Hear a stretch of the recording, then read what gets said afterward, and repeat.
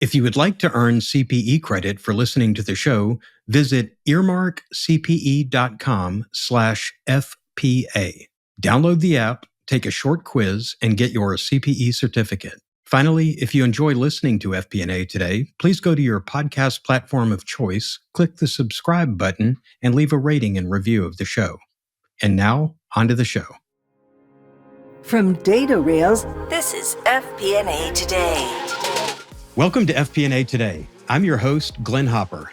Our guest today is a true expert in the intersection of finance, technology, and process optimization.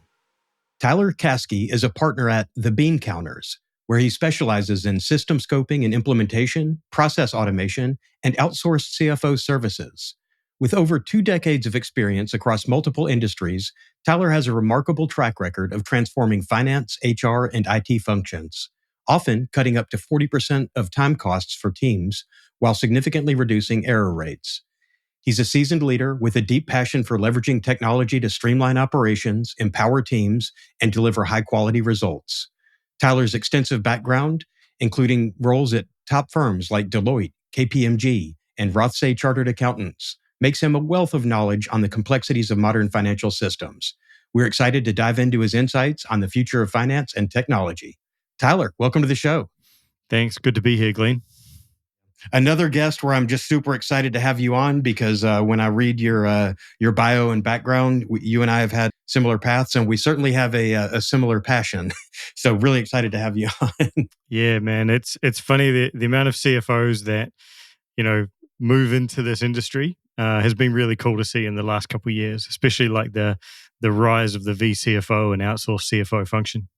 Yeah, absolutely. And it's and I think that that the outsourced CFO is particularly interesting when you look at the technology, the increasing technology requirements that CFOs are having. So when you are a fractional CFO outsourced coming in and doing this, that's a big role for a full-time CFO, let alone somebody who's coming in just part-time to do it and to get the buy-in and all that when you're not full-time in the trenches every day. So I appreciate the challenge you have there.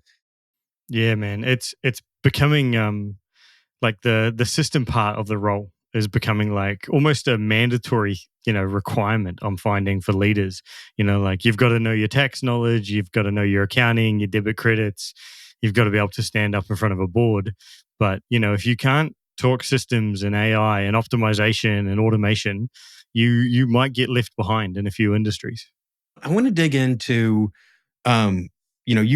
you picked up this tech along the way, and I think a lot like me, it's where necessity is kind of the mother of invention here. Like you have to be successful at your job, you have to start figuring out the tech and automation. But I guess let's go back. So you started out at Deloitte, KPMG, I'm assuming an audit path there, or tell me what you're doing and how that. And now you moved from that to system implementations, and kind of walk me through your career journey. Yeah, I did get dropped into audit at KPMG in New Zealand in my first kind of job, but we were doing business services as well as audit, like accounts, tax returns, and the like. And I just quickly found I was out at an audit client, literally looking at cheese making machines, counting how many they were. And I just found a bit of a love for like business services rather than, the review function. And, I moved from one city to another and, moved out of audit and kind of got a bit of a niche in like helping really messy clients. And, if people were back in those days, like on shoe boxes, or I remember I had one owner that had 5 pubs and he was like, I've got to get off, manual receipts. So I started with a bit of a love for like mess and those types of things. And, then I moved from New Zealand to Australia, really just, most chartered accountants after you get a bit of your CA done or your CPA done, you go to US, UK, Singapore, Hong Kong, or Australia. I chose Australia. Like I love the beach. I love to surf. And, I enjoy the Australia lifestyle maybe a bit more than New Zealand. And, I got into Melbourne and, got into like a really interesting kind of group, business services again. Worked with some really cool clients like Movember, which is a not-for-profit that helps men cancer funding and depression funding, and they were, during November, because it was Movember, they got up to something like over 3,000 transactions a day. And they came to me, hey, we need a hand automating how this should work. So, help them streamline their functions. And then after the business services roles, I moved into my first financial controller roles, did 7 years of law firms, did about 3 years there as a finance business partner / commercial manager. So it was really good to get out of the debit credit kind of process, doing budgets, working with the team on billing processes, job management, profit management of jobs was really cool. Took a really nice career break, and you and I talked about this, but traveled through all four corners of the States, saw LeBron James and Dwayne Wade lose the finals in Miami, and then came back to Sydney and got my first couple CFO roles. I'm trying to think of what year that was because I randomly happened to be down there. I wasn't there in game 6. I'm trying to, whatever year that was, we might have been in the same arena. Yeah, 2014. And the Spurs absolutely pumped them. And it was a fantastic series, but it was just great to be there. I was also going to insert a dumb American joke about how I thought New Zealand was just like Lord of the Rings, like that's what's going on in New Zealand, but we can skip over that. It can be. New Zealand's very green, I've got a couple of friends that run, really good businesses back home, and within 5 minutes cycling from their house, you're in farmland, and that's in one of the top 4 cities or the biggest 4 cities of the country. So it's very, it's much more rural, smaller cities. I grew up in a city with about 100,000 people, but a really good university. So got quite lucky. But yeah, to finish that story, after doing CFO roles, I think I had about 3 CFO roles and 1 contract CFO role for an IT business. I went back into practice and into consulting. Worked in for a year in a accounts and tax returns and VCFO business, and then opened TheBeanCounters in 2021, and have been helping people find and install systems and do that as safely and as efficiently as they can since then. That's great. So with BeanCounters, I guess you lead with finance, but the technology services are part of the package, or does it just depend on the client? Why are most companies selecting you over other firms that do similar services? Yeah, we did find a niche in the market around system selection and implementation. And, we do have, we've got a team of about to be 9, 4 of us will be ex-CFOs.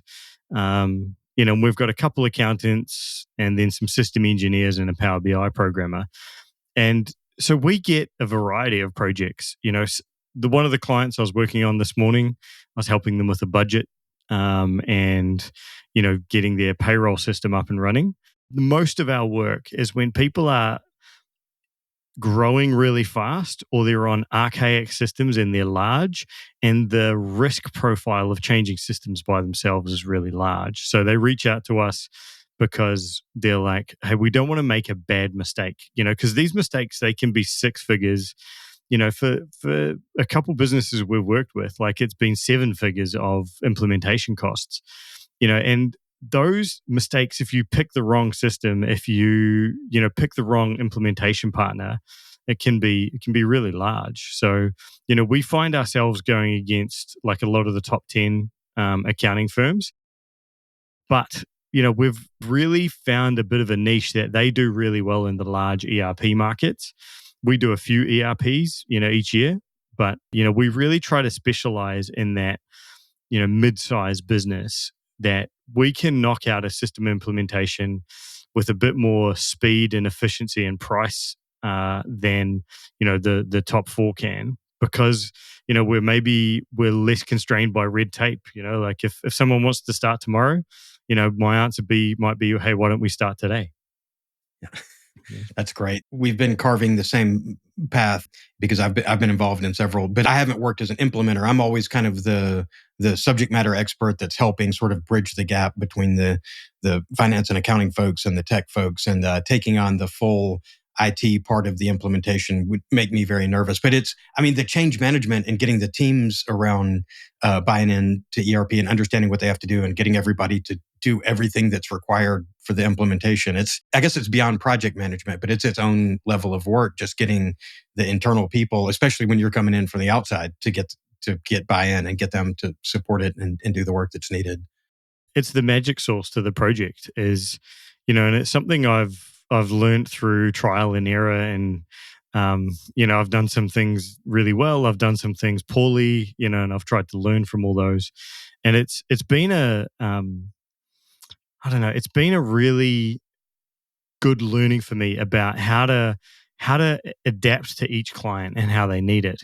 So, when I look at the project, I look at how much project management do they need? How much communication and assistance do they need? Do they want to do a crash and bash, and get it in as fast as possible because their system's about to expire in 30 days, and they don't want to renew? Or, for other projects, like I'm really detailed on like 1-page project plans. Like, so I make sure we're really clear. People like, I'm not a big fan of, RAID logs and, a million kind of like different project sheets. I really like to make project plans that get used, that get read, and then help people like tick these things off in the fastest and most efficient way. And then, as you said, like being able to like manage a project, but also like look at the detail and understand the detail, can really help speed the project up. And that's the role myself and my business partner Dan have been trying to play is not only we make things stay on track, but we make sure like when things get touchy, or like we get down to the final parts, that the quality is really high, that the balance sheet balance is exactly to what it should, and the payroll reconciliation from this month to last month, we make sure that every single difference is noted properly.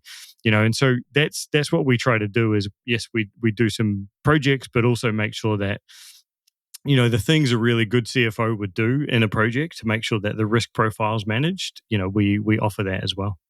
We've operated in kind of the same space, and I'm thinking of businesses, say, that range from 10 million revenue to maybe up to 100 million. The most common transition I see is like they want to go from QuickBooks to NetSuite or Xero to Acumatica or Sage or something, where they're kind of leaning in for the first time into a small ERP kind of system. But a lot of times, and especially at the low end of the spectrum, you can't justify the expense yet. If you're at $10-12 million, maybe a full-blown ERP isn't what you need yet. But there are things that people can do just through APIs and integrations where they're getting the systems they have. If it's a HubSpot or something, they're not on Salesforce, but they just getting their systems to talk to each other and being able to collect data and sort of maximize what they have before they have to really dive into an ERP implementation, which if they don't have their data house in order before they start that, it could be a mess. And we think a lot, not just about the GL and maybe the CRM, and then there's project management tools, but there's also reporting tools that small businesses would like access to. And it's one of the things that I see when working with businesses of that size is they don't know what they need. They don't know how to link it in.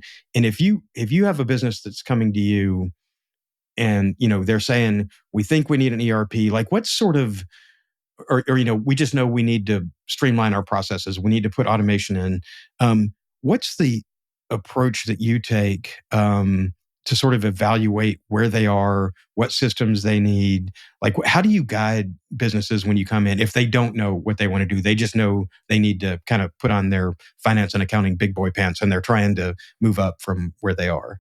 Yeah. I'm actually presenting at this in a conference in London next month, I'm presenting about how to sell the stack, right? How to sell a change of a system stack. And, all part of the sales process to a board, or in my position now as a systems consultant, assisting businesses making a change, I need to make sure that we're asking the right questions. And so a lot of people, they do come to you and they're like, hey, we're about to double in size. We've got a finance team of 4, and they're screaming that like everything's really hard. And, our month end reports might come out 40 days after the close of month end. And, they just get these sniff tests that like, oh, something's wrong. Like something doesn't feel quite right. And so what I've learned there is the number one thing is don't rush. Like we play the 55 and 5 rule. So for every hour, of those scoping sessions and working with a client, I should be asking questions and listening for 55 minutes. And then for 5 minutes, I might propose some potential solutions as the play. So I look at that and I look at on the next play, what do we do that can be a quick win, right? So let's say they're on QuickBooks. QuickBooks has got hundreds of apps. Xero's got something like 3,000 apps on its app store. So what can we do in this moment that could maybe be like a little step up that could solve some pains that might not be a $500,000 change to NetSuite, Sage Intacct, or whatever that system is. And so I like to help them compare the processes. So I'm like, all right, let's say you want better controls of your finances, or I get a lot of retail businesses going, I want better stock. And everyone says NetSuite stock is the best. I'm like, okay, NetSuite is a full GL as well. The last NetSuite install we did, we billed the client about $350,000. NetSuite billed them about $250,000, and that's Aussie dollars. So, $500,000 for a 300 people entity, right? So it's a good chunk of change. And, we did a side-by-side comparison of what I call a spider web stack, like Xero plus all the add-ons versus NetSuite. And, they decided to go with NetSuite because the volumes that they were going to be putting through one entity meant that they had to go. And so, like, we really dived into, the why, the how, the let's look at how many transactions you're actually putting through. Let's talk about what pain points you're trying to do. And Glenn, the key thing I've learned is bigger is not always better. Like I've worked in $10 billion listed businesses, electricity businesses using SAP, and they operated honestly like probably at 40% of the optimization and speed that I can put into maybe a $50 million business using Xero or QuickBooks plus a whole bunch of apps, because it's so hard to build for SAP because they've got, 8,000 different endpoints that you need to attach. Whereas if someone wants to build a really cool payment app, like we use Airwallex in our business, or, there's Expensify that does a lot of those things in the American market. The way those, if you're on Xero, QuickBooks, or one of those systems, you can tag in Expensify within about 2 days, and it actually works probably a lot better than SAP Concur, which is a larger, bigger install, and your staff will be a lot happier. So, what I've found is listen, talk to a lot of people, understand their pain points. And then when they've got pain points, really show them the benefit and the value of, hey, maybe going through a big install might not be what you need. Maybe you just need to add on some cool apps and look at the market a bit more. It's as you're talking, it's funny. This is kind of a side question that I was just thinking about as you were walking through the decision-making process when they're selecting whether to go ERP or kind of the unbundled ERP approach. But what percentage of installs or finance tech stack upgrades do you deal with that are about to have or aspiring to have some kind of liquidity event, whether it's pre-IPO or we're looking to bring in PE or we're looking to sell the business? For me, it seems like I'm trying to think of one, like that seems like the main driver to me, but I wonder if that's been your experience as well. Yeah, I've worked in PE twice in my life, and PE can be a blessing or a curse. Like there's some, we've worked with clients for like 9-month heavy, intense $500,000 projects that will run by PE that like I'll be honest, they destroyed the culture of the business because they just turned everything into money. They lost their good staff. They disenfranchised the COO. Everything turned into reporting to the private equity folk rather than delivering actual outcomes. But what they do is, we're probably seeing around 20% of our larger jobs come from private equity that are going, hey, we've acquired 3 to 4 different businesses. They're on 2 to 3 different systems. Let's consolidate the systems, automate the finances, streamline the reporting. And so they can actually get like a handle on the business, because once you've got a handle on the business, then your decisions aren't based on gut feel, because private equity is not good on gut feel. Where a founder, up until 20, 30 million, a founder can make the best gut feel decisions ever. We need to move off this system and onto this because the pain points are too high. Where private equity, has got like a really good play for systemization and optimization, but they just want to get it to, like, I call it like the A minus. They don't need A plus. They don't need everything built in. They just need good, reliable numbers. They need daily tracking. They need Power BI that updates every hour using, Power Automate or Power On, and then automatically send them reports using Power BI robots, so they can manage the business and like manipulate the metrics, or not manipulate the metrics, but control the metrics and make good decisions. So yeah, I'm seeing about 20%, but like it's a tough market. Like private equity, it's more often than not, I've seen negative outcomes. But when I've worked with really good private equity people, they have kept the business culture. They've optimized the things the business do well. They've shredded the things that the business don't do well and don't need to do. And sometimes that definitely can be systems, automation, and optimization. And it's been a very, probably over the last 10 years as I've been interested in learning about what is good private equity and what's not. Yeah, it's been, and I came up through most of my career in PE backed companies, so it's really like it's after getting beat up by PE guys for 15 years. I'm like I get it, and I've just kind of adopted the mindset to some extent. But I do hear what you're saying on the what happens when it's a numbers first business. And of course, from the PE standpoint, it's like, yeah, it's numbers first because that's what's going to get me my multiples. And it's, a whole different approach than what the founders would have. Have you got any scars? Like, have you been asked for daily sales reports? Yeah. I think my first meeting where I was a super junior in a meeting at a telecom company in early 2000s, where I got torn apart by a Goldman Sachs guy, was that was about the deepest scar I got from it. And but yeah, it's a whole different mentality. And when it works for them, it works, and they get their Patagonia vests and their exit paydays. I've got like one scar that plays is a restaurant franchise, growing, and it started to go south.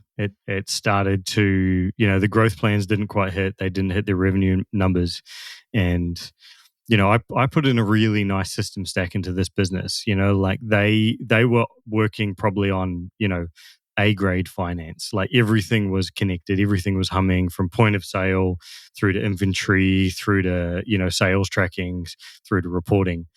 And the only thing I've struggled with for mid-sized businesses getting good level budgeting, and good level forecasting. And there's a few apps that do it, but, businesses like Data Rails and, there's a few others in the market. They're really the gold standard because they do budgeting and forecasting based on drivers rather than sales times a percentage. Like for a professional services firm, they might do how many headcount have you got times average hours times, recoverable rate.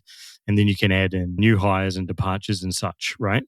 Which is really good. And so for a restaurant business, I got all the actuals and all the payroll and the HR and the onboarding humming. But the one thing I could never get was like the budgeting. And I had this 10 tab Excel budget, and it was beautiful. Like, it was fantastic.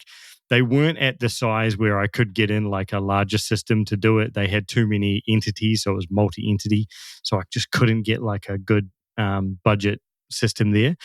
And about once a week, I had a 25-year-old guy from a private equity thing asking me to update the budget. And Glenn, you'll know this, like budget updates, they take time. Like, and so I was like, hey, I'll do it. But like, this is 3 days of work to do it.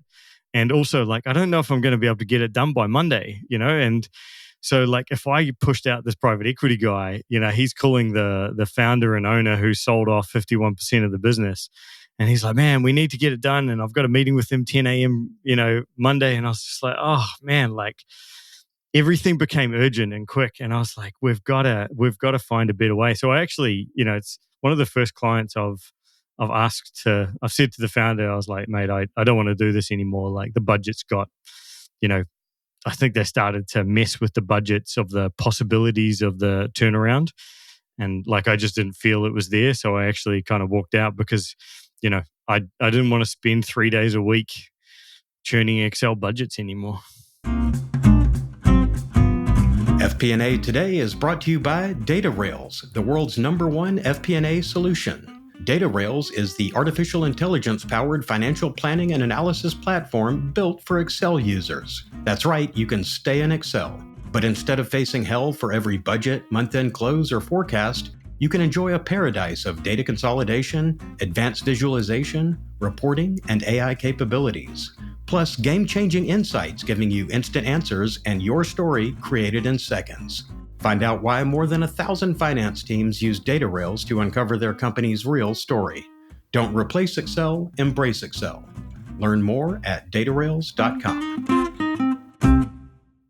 God, it's so funny. So many of these stories make me think back on my own career, and I think that that's kind of the goal with audience too. Is we're preaching to the proverbial choir here, but I think the happiest it's been a while for me, but the happiest I've been in my work life is when I was building a really cool budget in Excel and just deep in there, getting all my drivers and my assumptions and pulling in external data and finding these correlations and seeing how accurate I can make the forecasts. Conversely, the worst part of my professional career was having to keep going back and updating that budget and changing all and chasing everything through. I was so excited about building it out in the the old Excel days and all that. And it was it's the academic exercise of building the budget the first time is great, but then when you keep pruning it and changing it based on whims and I understand you have to update it based on actuals, the sort of the reforecast that happens through the year, but those somebody deciding that let's change this assumption that's somehow different than how you even built it in the model, and you've got to go, chase your, go do your dependencies and chase your formulas back down and figure out how to change certain drivers. Yeah, so. I got good though. Like, I think one of the skill sets a CFO needs to manage is, managing the budget and learning how to sniff test, false information and people that are being too optimistic, people that are being too conservative, and really learning about, why someone might falsify a budget. So if you've got a salesperson and they're measured based on target, they're going to be pushing to push that target low, and then, you've got to be like, oh man, that's not it. But then you've also got to get to the stage as a CFO to go, maybe the salesperson shouldn't be measured on target. Maybe they should be measured on profitable growth or something else. So, really learning those things. It's a baptism by fire, and we've all got to go through it. And honestly, the best way to learn it is to do it. Yeah, and that's where FP&A really can add value to a business is not just, it's when you can stop and you can pull your head out of the model and say, well, wait a minute, we're doing a linear regression or whatever, a top down sort of, this is what everybody's target is. That's not really based on anything. But instead of just saying, okay, I'll plug that into the model, when you can actually say, hey, here's a hunch that I have, and here's the data to back it up.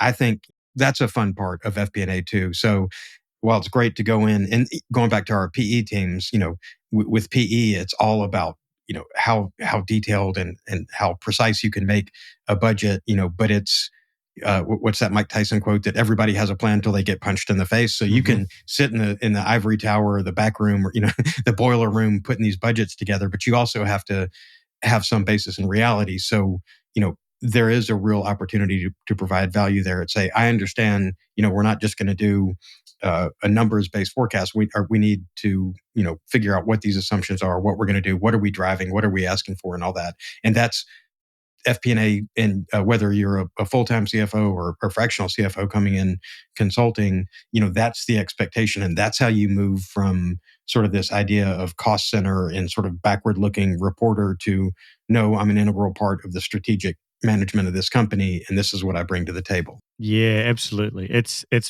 the budget shouldn't just be a number. It shouldn't just be like a metric. It should be a way of planning the growth and profitability or cash management of the business. And Glenn, I've got the same quote. It's a budget is wrong from the day you release it. And I've on month one, the amount of budgets I've completely thrown out at the end of quarter one because of the GFC, like I was a financial controller during the GFC, because of all the COVID and lockdowns, budgets just got thrown out the door, like everyone's planning to grow, but like not everyone plans for a downwards quarter, so that's where a really good CFO and FPA manager can add that value, is like to have good conversations, to query the numbers, and, to maybe get yourself out of the 10-tab formula or 10-tab Excel, hell that I've been in, and I'm sure you have too. Oh, yeah. Yeah. And I'm going to come back at you with another quote. Since you said the budget is wrong from day one, I'll say that George Box quote that is, well, all models are wrong, but some are useful. So, Yeah.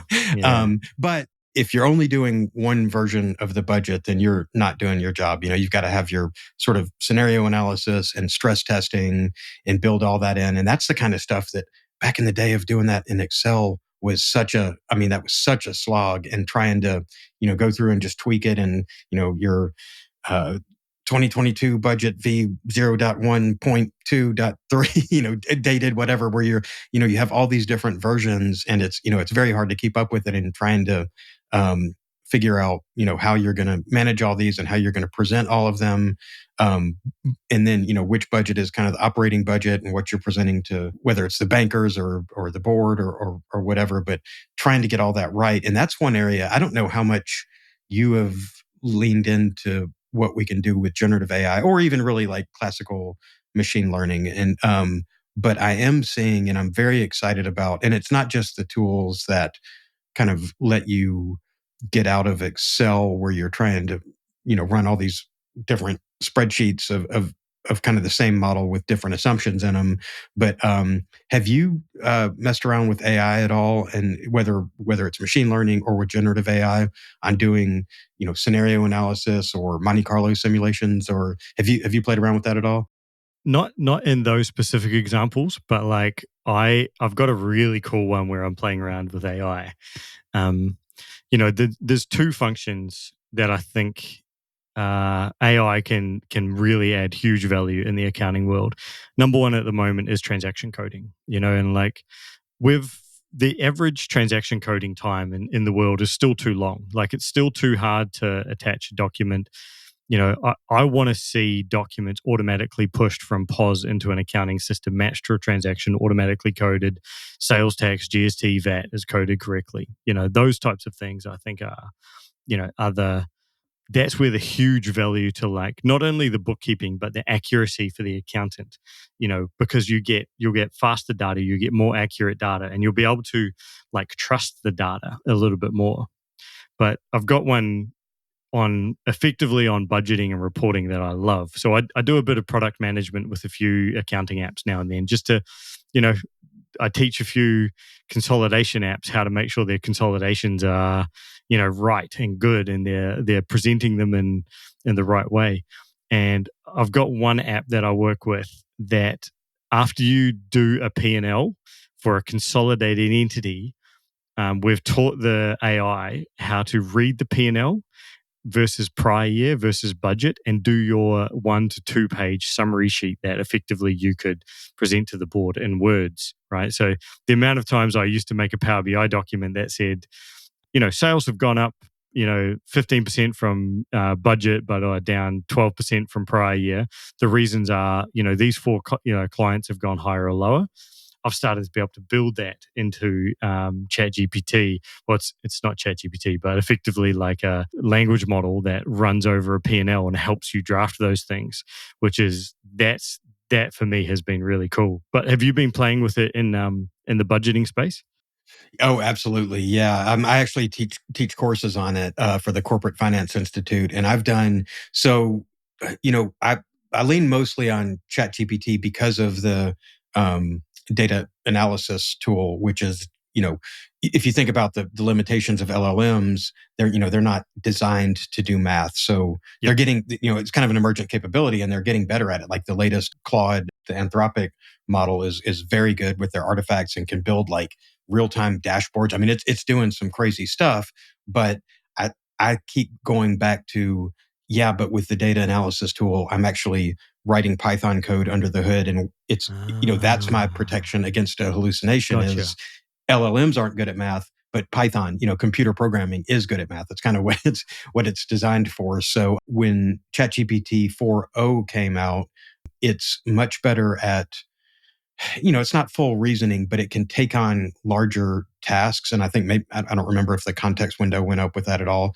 but I was actually able to run Monte Carlo simulations in the GPT 4.0 interface, which is huge. I'd tried it in the prior versions, and none of the prior ones would let you do that. So really being able to say, okay, here's my budget. Let me build out a sort of worst case, mid case, best case, and then with each of those, I want to factor in minor tweaks and some of the drivers, and then run 10,000 simulations through a Monte Carlo simulation, and it's just happening in the background. And it's I always have to throw this caveat out. If you're using ChatGPT and you're using proprietary company information, don't put it into the public ChatGPT unless you have a team or an enterprise account where they know you're not going to. They're not going to use your data for training and all that. So that's the caveat to throw out. But since I'm on an enterprise account, I'm able to, know that I'm in a walled off secure area and do this. And I'm seeing really amazing results. And I'm looking forward to it. It's still, you have to sort of know how to go through the chain of thought prompting to get it to do what you want. And it's not prompt engineering. It's just knowing how to interact with them. But I'm really anxious to see when more of these SaaS providers start integrating it into their, and several are doing it now where they have sort of the AI wizard that you can interact in plain language with your data, and that's cool. But I think in the coming years, as the big software providers start incorporating, that's how most of us are going to use it. Because most companies, especially in the space where you and I have spent our careers in sort of that, SMB under 100 million in revenue space, they don't have the internal resources. They're not going to develop this in-house, and they're not going to just go out and use the publicly available tools. So I don't know. I mean, what do you envision for adoption of generative AI in the next, say, 5 years or so? Yeah, I think it's just going to enhance like the accounting, HR, admin, marketing function, and just make things like so much better and easier. I work with a really nice HR and payroll system in Australia called Employment Hero, and it's got AI built into their recruitment platform. So it's just reading job ads, and then it's reading people's CVs and career history on LinkedIn and Seek, and then bringing them all together and producing, shortlists for you. And no one, this is, a lot of people are like, oh, it's going to take our jobs, but no one loves making a shortlist. The last thing I want to do in my days is read 30 CVs or 40 or 500 CVs and go, here are the top people, right? So I think, those types of functions are really, really good. The bookkeeping market is going to be amazing. Being able to automate transaction coding. And I think about this all the time. I'm in Lisbon, Portugal at the moment because I'm working on a project in the UK and the States, and it's just like a nice central location for me. but like I'm traveling a lot, and so like I've got Ubers, I've got, coffees and this type of stuff. And the amount of time I spend taking photos of invoices and, putting them through our finance system and making sure they all work, that will just disappear. Like the connection from A to Z and automation of like spend and tax deduction, I think will just start to streamline, because that's a pain point for any salesperson. Like, I mean, back in the day, like coming back from a sales trip for 2 weeks and you've got 400 invoices that you have to put through a manual system, like is no fun. The last one I'm really interested in is like error detection. So I love systems. I've got one here in Australia called Expert, which is an accounting firm app. And Expert helps businesses review for financial errors already. And it does something really cool where it like can review all the transactions for GST errors. So if you've got like 400 transactions all to the same supplier, but 3 of them have got the wrong sales tax or VAT or GST, it can actually flag that for you and start to kind of review those functions. So we're all the things that create high risk and high errors that a good CFO, financial controller will do on a daily, weekly, monthly basis to make sure their financials are good. Those risks and error detection things that are sitting in everyone's head that can honestly keep you up at night and can make, if you're wrong, like you can be materially wrong, and you can lose reputation, sleep. You're going to be sitting in calls with the tax office and your CEO if, you missed something large. Those things I think are prime for automation, and AI like review, because it's really just a chunk of data and a process. Stick that together, and we can really make it better. Yeah. I do have a non-technical way to really expedite the CV review process. I actually heard this from an executive recruiter. So you take all the CVs, you print them out, and you take half of them and throw them in the trash and say, I don't want to hire anyone who's unlucky. He didn't do that. He was using it as a joke, but I thought that was great. Yeah, and I don't advocate for that. I'm sure there's all sorts of legal things around that as well. So I've worked in recruitment as a CFO for a couple of years, and like recruitment is it's a wild area. Like it's very much a sales business, is what I learned, and it's a the emotions that recruiters go through when people accept or don't accept jobs really taught me about so much about the hiring process that I knew, but like really ingrained into me about how safe some businesses go, and how Glenn, I post a lot on LinkedIn about a good accountant is a good accountant and should be able to figure out your industry pretty quick, and it's been interesting kind of watching. When I was in law firms, I did 3 law firms in a row because I was young and people were throwing another $50,000 at me to change from law firm A to law firm B, but then I quickly realized I'm going to get pigeonholed here if I don't make a change. But then I also found out on the other side, as soon as I change roles, give me a couple months and I probably can make things better and have figured out recruitment and IT. And, I jumped into electricity, and which probably wasn't my most fun decision, but like you can figure out an industry pretty quick. So yeah, that recruitment market's it's gonna be different like in 10 years' time. Yeah, I can definitely see that.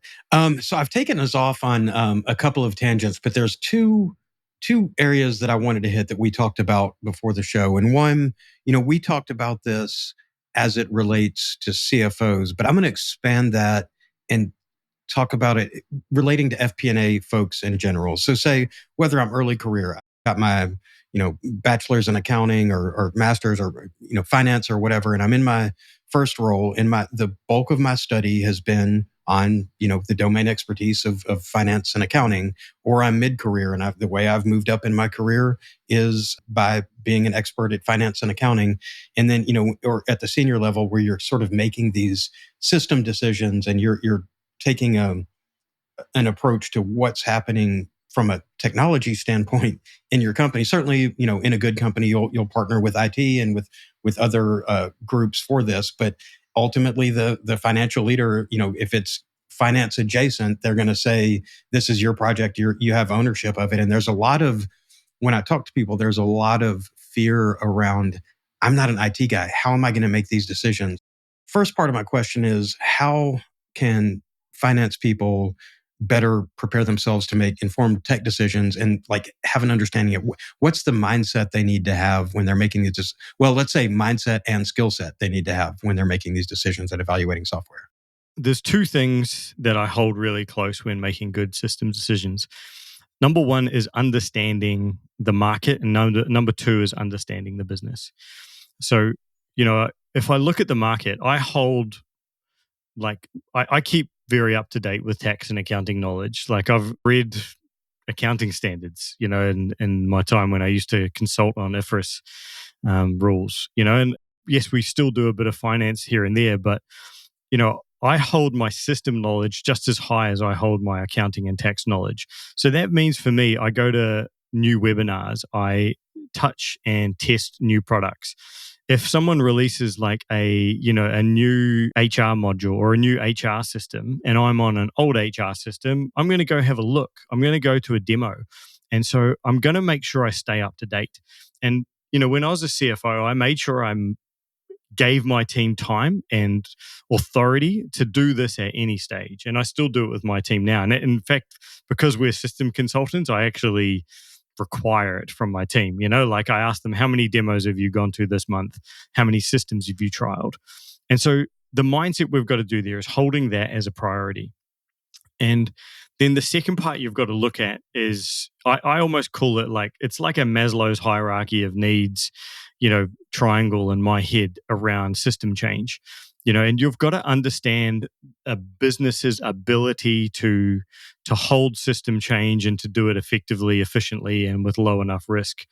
The first thing I look at is cash flow, like, do we have enough cash to actually, make a change, to buy a new system? And honestly, Glenn, sometimes if I'm changing I moved the business from NetSuite, five businesses in a group from NetSuite down to Xero, and I cut their systems cost by 50%, and they went up in efficiency probably about almost by 2 times by moving to the Xero Plus App Store. And, so cash doesn't always have to be about it, but you're going to pay some implementation and change costs, and you'll have a little bit of a slowdown for a month or two until you get completely used to the system. But you've also got to look at then the IT infrastructure. So my biggest value I've ever been able to put into any business is leading IT. Like I've helped a lot of accounting firms now. And one of the things I always ask is, how many people have laptops? What's your server room look like? Are you cloud for your emails, or are you still running off a hard server? Talk to me about your Wi-Fi connections. Talk to me about your backup connections. How many spare laptops do you have in the business that if someone forgets theirs that day or drops it in the river, that, you can get them up and running within 30 minutes. And so I think about money, I think about IT infrastructure, and then I think about the team. I'm like, do I have the people that are open to change, that are going to benefit from change? If I can actually put this in, is it going to be adopted by 80% of the business, and are they going to thrive? Are they going to be happy with it? And, that's where you've got to trust your gut. Like I remember standing in a design business once, and I remember watching one of our senior designers on a Friday scanning about 16 receipts on the photocopier because she had to give them to finance. And she was scanning and then photocopying them because that's what finance needed. But also finance was so inefficient that before I got there, that if they didn't take a copy, they might not get paid the right amount. And so, I really look at those pain points, and I look at, should I put in an expense app like Expensify, Airwallex, Wheel, Patreon, OFX, any of these things, to make these people's lives better? And then right on the top of it, I'm like, what is my end goal? Like, am I just doing this because I want a new system? Or am I, as you and I have talked about, am I a lazy accountant that hates doing manual work?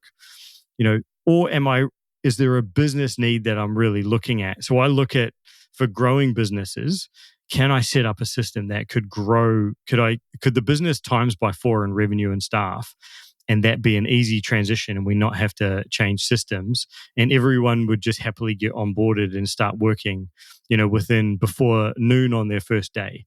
And if I can do that, if I can make the back office absolutely hum, but then also add on better business decisions, hourly updates for my Power BI, I'm like, okay, now I've got like a mindset of, what is the goal I'm trying to hit. And, when I've thought through those, that's when I really start attacking system change. Yeah, and one thing that you hit on there a couple times, and this is the last one I wanted to hit before we got onto some more kind of personal and fun questions, because we talked about this before the show when we were talking about the decision making process. You really emphasized the importance of involving junior team members in system projects, and I think I wanted you to expand on that because so many times these decisions are made top down. It's, the sales guy for the software comes in and talks to finance leadership, gets them convinced, and then they just, a new system change or addition or whatever migration, whatever it is, gets kind of forced down on the people below, where the people below are the ones who are in the weeds trying to do the work, and they know the requirements probably a lot better than the top down does. But talk to me about your approach in involving the junior team members on these projects. There are two sides to that junior. One is like the juniors on bad systems are often the people that are doing manual processes. So I ask a lot of questions. I ask them to show me their day, like, what are you doing today? Why are you printing this off and then typing it into the system? And they're like, we haven't been approved 2 screens, right? And I'm like, so I'll what I've done in the past is I'll go out or order a screen online. I'll put it on my credit card and then install the new screen. And I'll just reimburse the boss, right? And those types of things, those pain points, you've got to really look at how many people they impact. The second part is when you're doing the sales pitch, like the more people you can get talking to the board, the head of IT, the decision makers, the chairman going, oh yeah, we really need to improve this, the easier of a yes you're going to get. And instead of having to go through the ringer and write a 16-page business case with pros and cons and all this type of stuff, they're just going to be, yeah, look, our top 3 smart people that we trust and have been in the business for, 4 years, and we want to keep them. They might only be 26, but everyone knows that they're like, an absolute weapon. If they say all the same thing and support the change, then your ability to get this done efficiently, quickly, and with board support just skyrockets. Yeah, that's so key. As you're talking about your approach to deciding what systems to put in, it starts with what's happening in the real world, the manual process. Like, what are people doing? Like, it's important to know that somebody's printing something out or that somebody is, copying and pasting from one system into another when they could easily be integrated. Like, that's where you're going to be able to identify where those roadblocks and speed bumps are in a process. And that's what you're solving for with the software. Yeah, absolutely. Like those little wins, because the job of every CFO is to make themselves completely redundant on day-to-day, week-to-week, month-to-month tasks. Like you should technically be doing nothing except strategy, a bit of budgeting, planning, those types of things. Like you shouldn't be doing daily tasks. And without a good system and without your team being optimal, you're never going to be able to delegate all your high-level tasks. So the more you can automate the manual stuff that no one really likes doing, and get it down, you're always going to have some billing, you're always going to have some payroll processes that have manual intervention.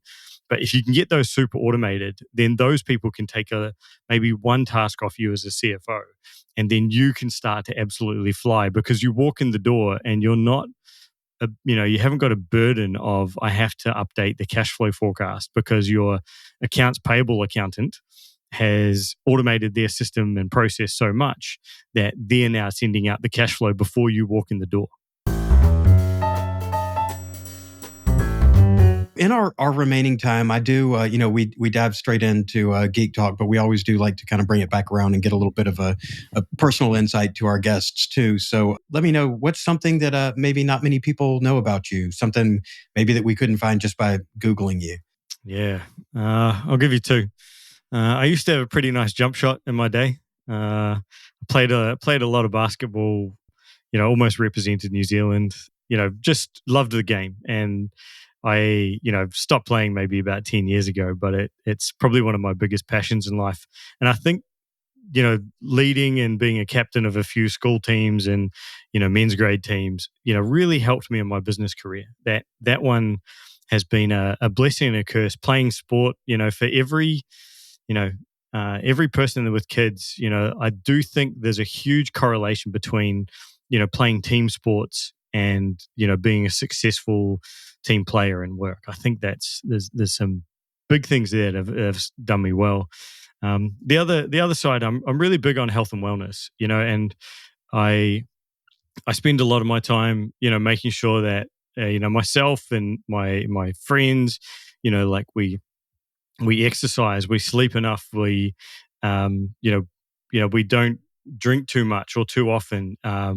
We get out and get a lot of sunlight. We are doing the hard things, because I reckon if you consistently do lots of little hard things, when the going gets tough in work, like, you can really perform. I like to be someone that's very hard to be rattled. I want to be calm under pressure. And someone said to me once, it's pretty hard to think about work with 100 kilos above your head. And then what I kind of have correlated this to now is it's really good to really understand the depths and how far you can push your mindset. Because if you can, outside of the office, push yourself into, immense levels of your capability, be that exercise, sprinting, even meditating. I've got friends that have done 10-day silent meditation retreats. Those types of things sharpen the mind. So, when you're leading a team and when you're doing really hard bits of work, you can perform at your highest potential. And for me, that's something, I'm not something that's, preaches it too much, but I'm really interested in it because I think it helps me be a better team player, a better partner, a better friend, and also a better boss. Yeah, I love those points. And, there's sort of there can be sort of the David Goggins. I know he's the extreme of it, but the mentality there, I used to put, when I was younger and had room on my resume, I put marathon runner on there. And it's like, what does that have to do with your, with work? And it's a lot, because it shows, dedication and commitment and sort of ability to endure and all that. So, as my resume went beyond a page and 2 pages, I had to eventually drop that. But I think it's still an important part of, the mentality and approach. Yeah, I talk a lot in accounting conferences about this, about, what does your morning look like before you walk in the door? I remember when I was working at KPMG, we had one partner that was very, very up and down on his days when he walked in. And I didn't like it. Like, he created an environment that was, felt not safe, and you didn't know what you were going to get. So I've really worked on, like, what does my morning look like? My morning routine's pretty strong. It's pretty strict now. And that helps me, I think, be a good to the clients, good to my team, and, also good to myself. Yeah, that's great. So important to have that work-life balance too. Now it's time for our favorite question of the day, and I want to do this like on a panel and have people argue about it. But short of that, maybe we'll just collect the results and then we'll tally them and figure out what the best one is. But here's our question that everybody gets: what is your favorite Excel function and why? Oh, easy. Mine's sum ifs. Like, I'm deep in Excel. Like, I've touched every Excel formula. I Google them, I play with them. As soon as I hear a new one, I still thank a guy named Glenn Bruce at Deloitte who's taught me probably another 20 that I didn't know. But what I love about sum ifs is it doesn't really return an error. So, with a VLOOKUP, you've always got to put an if error on it because you get the NAs, and I hate NAs. Whereas I can do so much with sum ifs. One of the skills our business does is we deal with mass data. Like, we're dealing with, up to 100,000 lines of data, and like being good on a keyboard and like knowing my home and ends and ups and downs, and then dropping some sum ifs and pivot tables on that. Like, I can usually find myself getting a quick sniff test of the answer faster than most with, a VLOOKUP, an XLOOKUP, a sum ifs, and, maybe a pivot table than most people. And, everyone, if anyone's listening, dear Lord, learn your keyboard shortcuts. Like it saved me. It saved me weeks of my life. I'm less in Excel now, but like in my early days, like it paid me big bucks. Absolutely. And interestingly, I don't know what order these episodes will air, but you're the second guest in a row to identify SumIf as your favorite. And the other guy who said it, also a big ERP and system and process guy. So, yeah, big data. I don't know, maybe there's big data, right? Yeah. This has been great. I guess last question, want to be sure and let everybody know, how can our listeners connect with you and learn more about you and your work and BeanCounters and all that? Yeah, thanks, Glenn. The best place to reach me is Tyler Caskey, a partner at TheBeanCounters on LinkedIn. I love a LinkedIn chat. Our business is based in Australia, but we do Australian, UK, US, and almost all of Europe system installation and change work. We're only a team of 9, but we try to really help people. And honestly, if anyone just wants to reach out and talk about they're thinking about changing a system, but they're not sure which one to go to, and they just want a bit of advice about, hey, what's your favorite expense app or what's your favorite AP app? Don't hesitate to reach out. Like I spend most of my days, reviewing time and billing systems and AP systems. So, I usually can point you in the right direction anytime. All right, Tyler, thanks again for coming on. Great episode.